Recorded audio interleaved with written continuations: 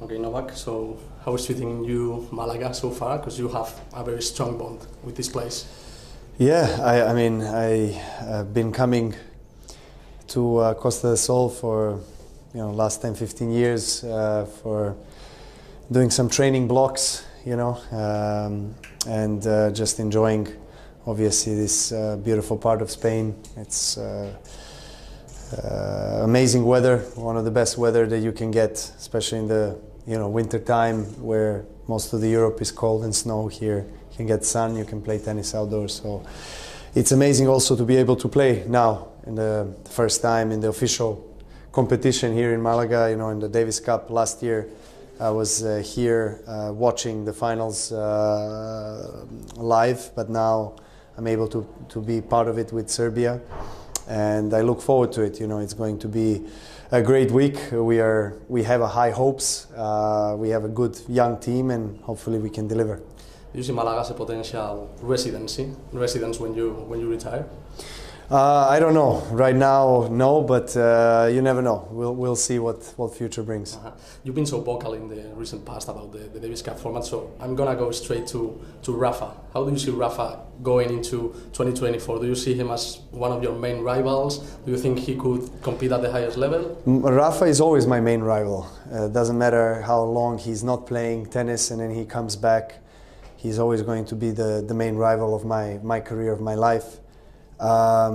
So I'm hoping, for the sake of the tennis world, that he's able to play, the entire season. Let's see. I don't know how he feels, but from what he's been communicating and saying, he's ready to come back, and that's probably going to be in Australia. So I mean, I always expect him to play at his best, and I cannot see Nadal playing and think that he cannot win the biggest trophy. So I think he's coming back always with a willingness and with the desire to be one of the contenders to win Grand Slams and to be one of the top positions of the world. So let's see what happens.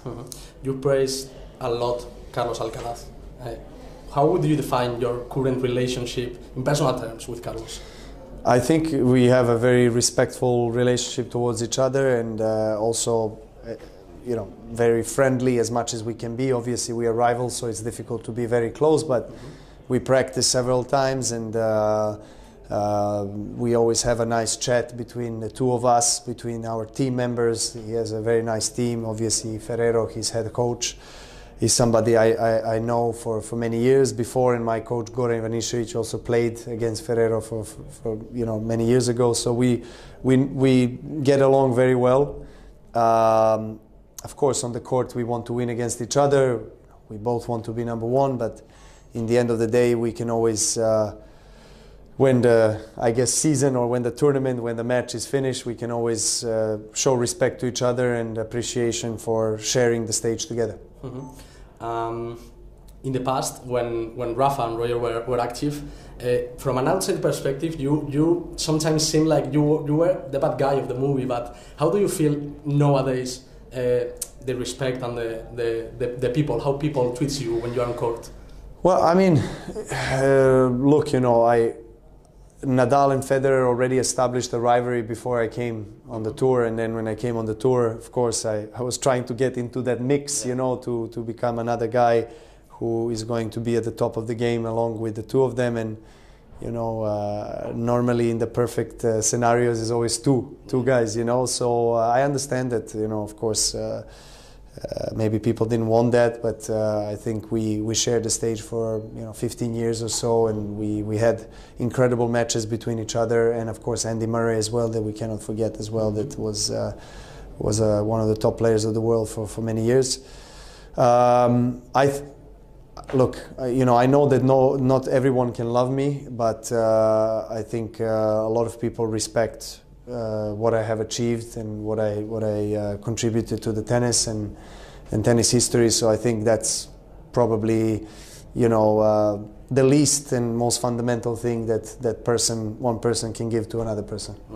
How do you see the great picture the tennis landscape is going to be in 20 years? And do you think Saudi Arabia, which is getting involved in more and more sports, is going to be so involved in tennis as well? I think they will be involved in tennis. I mean, they are already involved to some extent. There's a next gen final in Saudi, and they had a big tennis exhibition last year where top players played. So I look, it's inevitable. It's going to happen. It's a very strong, growing economy, and they love sports and they want to invest in sports. And tennis is going to be part of it. So in which way? Let's see. We don't know, but I think that there's going to be some very strong tournaments played there. Thank you so much for your time. Thank you. Thank you. Good luck this week. Yes.